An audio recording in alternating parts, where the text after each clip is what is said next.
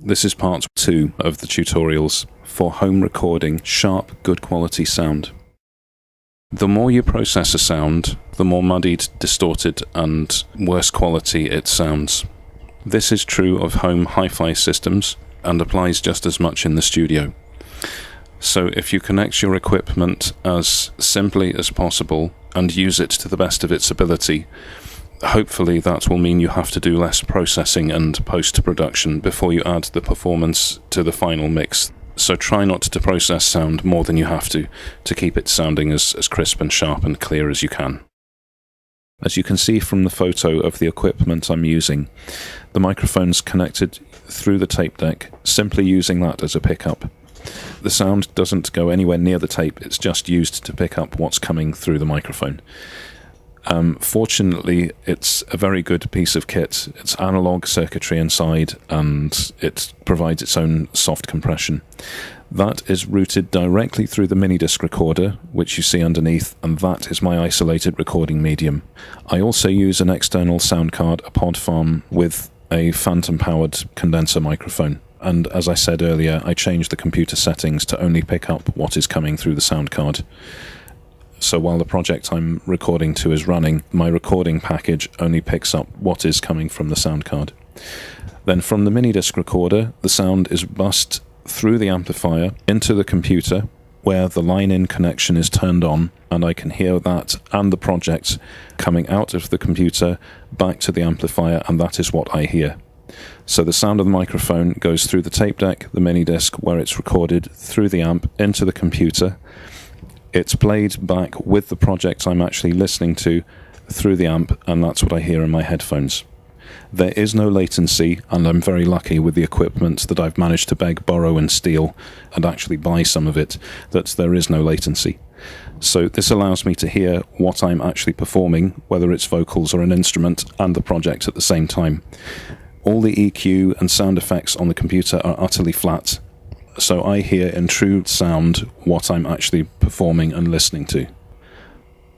When you're recording sound, you really don't want to mess with the recording volume itself, because if you change the recording volume while you're recording, the ratio between signal and the amount of noise will change. So when you come to process and work on your recording, it can cause issues over how good quality the sound is. So get your recording volume set up before you even start performing. Do some trial runs and test recordings before you actually start performing for real, so you don't have to change it mid-recording.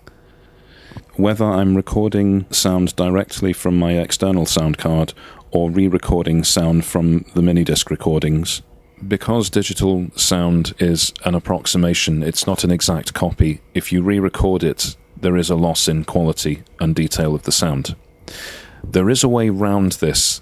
You simply need to record at high enough data settings, as in the bit depth and the recording frequency, so that you record more detail than you're going to lose by re-recording the sound. You then simply convert the file to CD ratings afterwards, and there is no real audible loss in quality.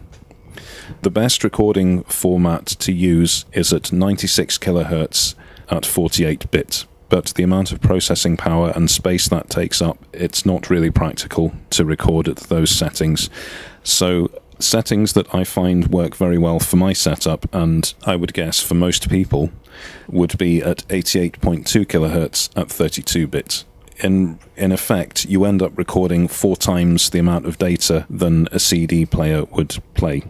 To convert it back to a usable format, using, for example, a sound processing package like SoundForge, first of all, using a pitch shift option, you need to double the speed of the file. In the case of SoundForge, you would increase the pitch by 12 semitones. You do not want to preserve duration.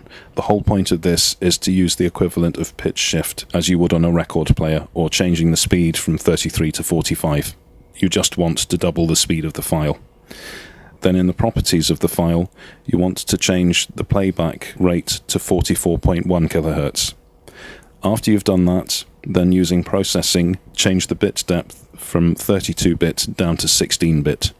You now have a CD-rated audio file which will sound near as damn it exactly the same quality as the original recording that you resampled into the computer. For modern sound recording, the signal that you get from your microphone or instrument pickup as it is will not be loud or polished enough. Using the following method, you can use relatively old and lo-fi equipment to get a professional studio sound. There are 3 stages to this process. Process 1, use noise reduction across the entire file that you want to polish. I use Wavelab for this process. In the effects console, it's in the VST folder called Denoiser. It's just noise reduction. If you asked me how much noise reduction should you use, my answer will be enough. You increase the noise reduction to the point where you start losing detail in the signal of the file you're trying to clear up. And just at the point where you notice that you're affecting the quality of the sound itself, pull it back slightly and stop there. That's enough noise reduction. And you want to apply that to the entire file. Now save the file under a new name. Process 2. You need to manually noise gate the recording using a sound processing package like SoundForge, where you can see in good detail the actual waveform that you've recorded and that you're working on. Using the zoom function, magnify the waveform at the start of the file, scroll along until you reach the first piece of signal that you want to keep. Then over the first couple of milliseconds, where the sound starts fading in over the background noise of the recording, use a function like fade in to fade the signal in from silence to full volume as it is. Then click on the right-hand side of the selection and drag the cursor right to the start of the file. Now mute everything you've selected. At the end of that piece of recording that you've started fading in on, use the same process to create a natural fade out to silence as the sound dies away back to the background noise again. Click on the left-hand end of the selection and drag the mouse to the right until you reach the next piece of signal that you want to keep. Mute everything in between, and you apply the same process to the entire file. It's laborious and tedious, but doing this combined with noise reduction, you get a very clean, very sharp sound, as is shown in the example that follows after Process 3. Process 3. Compression. Compression is a funny animal. To be honest, I don't really know how it's supposed to be used. All I can tell you is what I've learned and works out for myself. There probably are formulas for how you're supposed to use it, depending on what you're compressing, that have been handed down from generation to generation in weird rituals in recording studio desk rooms over a cup of tea. But I don't know what they are. Historically, compression needed to be used for technical reasons in a studio when you were recording anything that was more complex than a one-take live recording of a band. Then, I think, round about the mid-80s onwards, it started to be used as an artistic tool as well. The reason compression can be necessary is illustrated in this example. If you're having a conversation with someone in an otherwise empty room, it doesn't really matter how loudly or quietly they speak because there is no other noise and you'll be able to hear them. But if the room is full of other people all having conversations, the same conversation you are having would be much harder to hear if the person you're talking to speaks quietly. Compression lessens the difference between loud and quiet noises, allowing you to increase the volume of the entire recording, making everything easier to hear. And funnily enough, compression also seems to deal with differences in volume across the frequency spectrum of sound. Don't ask me why compression does this, I don't know, it just does. For simple compression on a program like SoundForge, there are 5 main controls you need to worry about. The first is threshold, or ceiling. This is the maximum volume that the original sound will be compressed down to. And how smoothly the compression is done is dictated by the second control, the ratio. This controls how sharp or smooth the contrast is between loud and quiet sounds. And I've found from general use that you want your ratio to be at least one value less than your threshold. So say, for example, your threshold was minus 9 decibels, you want your ratio to be 8:1. Don't ask me why, it seems to work best that way. The third control is your attack time. Really, you don't want a small attack time. Something like 20 to 30 milliseconds is nice.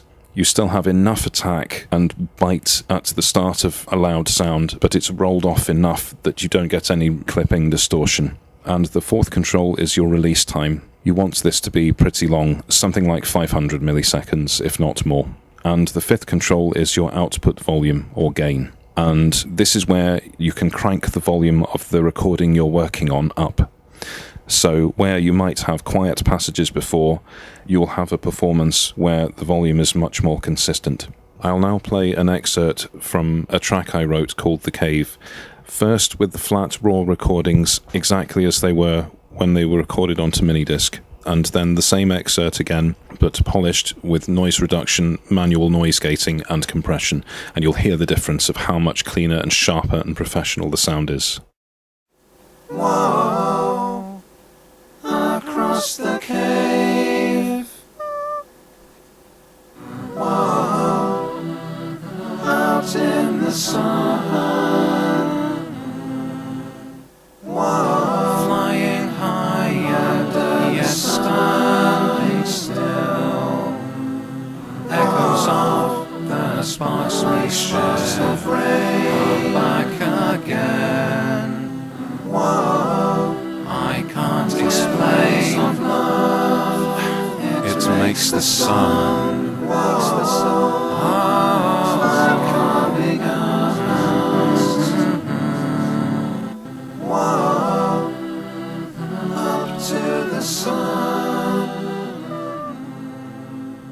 Whoa, washing me down. Whoa, across the cave. Whoa, out in the sun. Whoa, flying higher, yet standing still. Echoes of the sparks we share come back again. Whoa, I can't explain. It makes the sun. Coming out. Whoa, up to the sun. Whoa, washing me down. The next processes for your recording are talked about in part 3.